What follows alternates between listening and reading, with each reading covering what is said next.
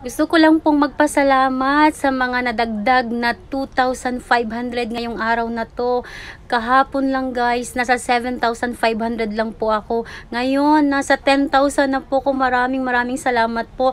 Dahil po dyan, na-unlock ko na po ang aking subscription. Ayan. Maraming salamat po sa lahat po ng mga nag-share ng aking mga videos para makarating po ito sa ibang content creator na nangangailangan ng tulong. Maraming salamat po sa pagtitiwala.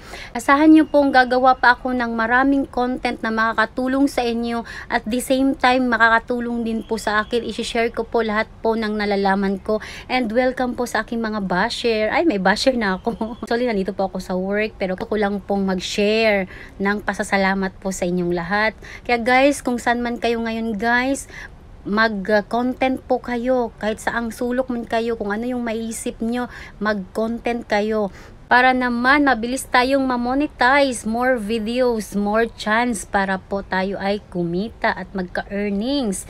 Kasi nga si Lolo Meta, hindi ko nga in-expect. Ang hiningi ko sa kanya, license music. Ang binigay niya sa akin, in-stream ads. O diba? Bongga.